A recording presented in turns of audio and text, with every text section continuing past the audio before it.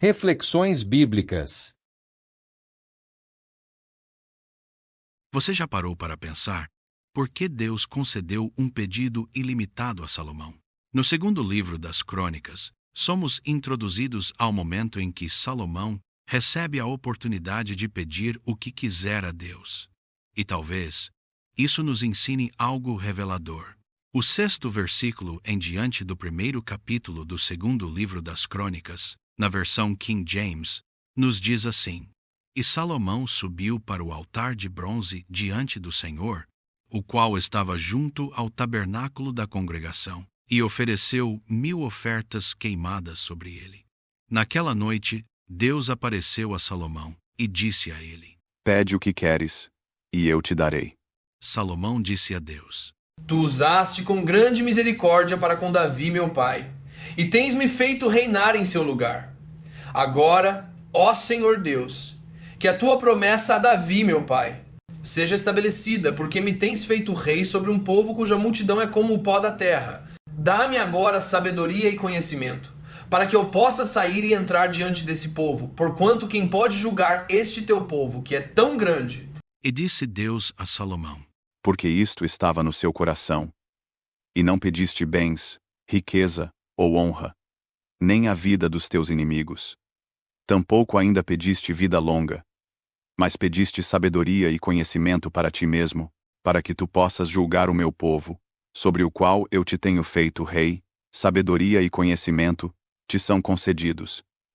E eu te darei bens, riqueza e honra, como não teve nenhum dos reis antes de ti, nem haverá depois de ti, quem terá coisas semelhantes. Deus agora pergunta a Salomão: qual o desejo do seu coração? Ou seja, qual é o maior anseio que Salomão tem em seu coração? E Salomão responde que ele tem um grande povo para governar, e que ele não tem sabedoria, conhecimento, competência ou capacidade para realizar tal ato, e que Deus o havia colocado lá através de seu pai, Davi. Só que ele, Salomão, se vê em uma situação que ele não tem condições para realizar o que agora Deus tinha colocado diante dele.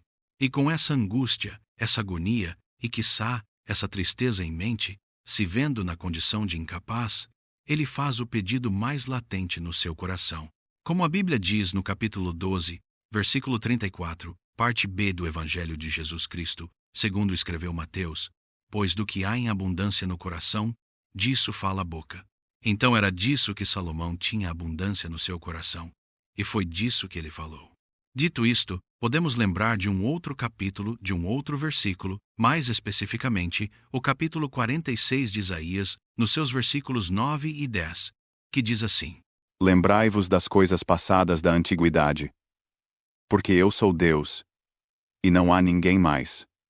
Eu sou Deus, e não há outro, declarando o fim, desde o princípio, e desde tempos antigos, as coisas que não estavam ainda feitas. Meu conselho prevalecerá, e farei toda a minha vontade. Se Deus diz o fim das coisas no começo delas, e desde tempos antigos, as coisas que não estavam ainda feitas, será que Deus não sabia que seria esse o pedido de Salomão? E se ele sabia que seria esse o pedido de Salomão, por que perguntar? Pensando sobre isso, pode-se chegar a uma reflexão, o que é muito comumente chamado de teste de fé, prova ou qualquer coisa desse tipo, talvez não tenha a ver com o indivíduo e Deus. Ou seja, não é uma questão vertical, mas tem a ver com o indivíduo e o resto. Ou seja, uma questão horizontal. É quando Deus nos escolhe para usar como exemplo de algo a alguém, e principalmente ao inimigo das nossas almas. Porque se Deus já sabe, Deus não precisaria perguntar. Mas talvez isso seja uma forma de mostrar para outros o que há em nosso mais íntimo ser. Vamos nos lembrar agora do primeiro capítulo de Jó. A Bíblia diz que Jó era um homem perfeito e íntegro, e alguém que temia a Deus e afastava-se do mal. E no 6º versículo em diante, do primeiro capítulo do livro de Jó, nos diz que houve um dia em que os filhos de Deus vieram apresentar-se diante do Senhor. Satanás veio também entre eles. E o Senhor disse a Satanás: De onde tu vens? Então, Satanás respondeu ao Senhor e disse: De ir e de vir sobre a terra, e de nela andar para cima e para baixo. E o Senhor disse a Satanás: Tu consideraste, meu servo Jó, que não há ninguém como ele na terra, homem perfeito e íntegro, que teme a Deus e se afasta do mal. Então Satanás respondeu ao Senhor e disse: Acaso Jó teme a Deus por nada? Tu não fizeste uma cerca sobre ele, sobre a sua casa, e sobre tudo o que ele tem por todos os lados. Tu abençoaste o trabalho de suas mãos, e suas posses aumentaram na terra. Mas estende tua mão agora e toca tudo o que ele tem, e ele te amaldiçoará diante de tua face. E o Senhor disse a Satanás: Eis que tudo o que tem está em teu poder, somente sobre ele não estenda a tua mão. Então Satanás se foi da presença do Senhor. Aqui já conseguimos perceber claramente que Deus já sabia o que tinha no coração de Jó. Deus, aquele que diz o fim das coisas no começo delas, já sabia qual seria o fim dessa história. E ele já sabia, obviamente, como começaria e como terminaria essa história. Mas então, por quê? Se eu já sei o que vai acontecer e como vai acontecer, porque eu quero que aconteça, podemos concluir que Deus usou seu servo Jó para dar uma lição no inimigo. Deus, que é 100% íntegro e 100% justo, julgou a demanda do inimigo e a achou justa. A partir daí, imbuiu-se de externar o que havia dentro do coração de Jó.